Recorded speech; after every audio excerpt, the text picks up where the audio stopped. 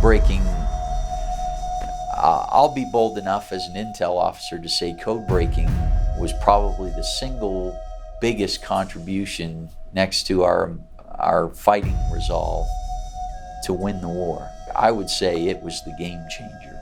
4 months after the Japanese surprise attack on Pearl Harbor, United States General Douglas MacArthur decides to expand signal intelligence operations in Australia. Orders are issued, and on April 15, 1942, the Central Bureau is formed.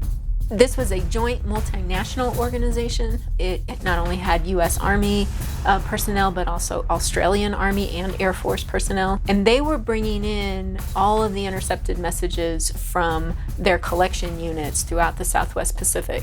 All of those messages would go to the Central Bureau, who would then decrypt them.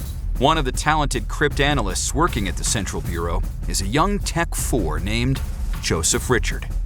He was a technician for fourth class, which was essentially an NCO who had specialized experience. He was working with Japanese Army code from the field armies. But he asks his supervisor if he could start working off-duty hours on higher-level Japanese message traffic. His supervisor approves that, and he starts working on the water transportation code. Developed by the Japanese Army's maritime organization, the Water Transport Code is an encrypted signal used to protect information on naval supply convoys and troop movements. So the Japanese, in the process of creating a very, very large maritime empire in Asia, had significant naval logistical patrols in which they're both trying to resupply their own troops and maintain a defensive perimeter. So breaking that and finding some way to minimize Japanese logistics is a key aspect of American policy in the Asian theater. Knowing that breaking this code would provide a tremendous tactical Allied advantage, Richard starts carefully sorting the intercepted Japanese message traffic by hand. When you receive the signal, it comes into like a teletype, and it types out the different letters and characters, numbers, what have you. And you're left with this printout that to anyone else would be gibberish.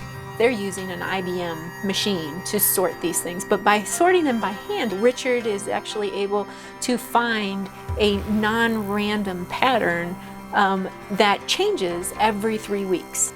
Richard informs his supervisor of this non-random pattern, and the discovery is shared with their partners at the Signals Intelligence Service, or SIS.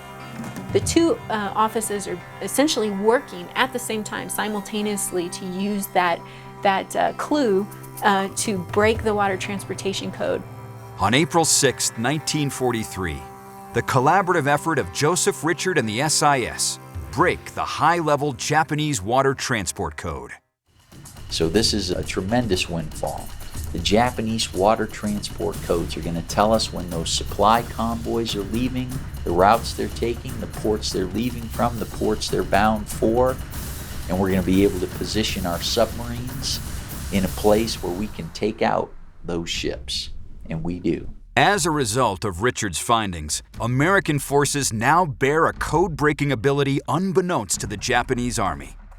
An advantage that will enable the U.S. Army to read nearly all Japanese message traffic, turning the tide of World War II. In recognition of his incredible contribution, T4 Joseph Richard was promoted to warrant officer and awarded the Legion of Merit.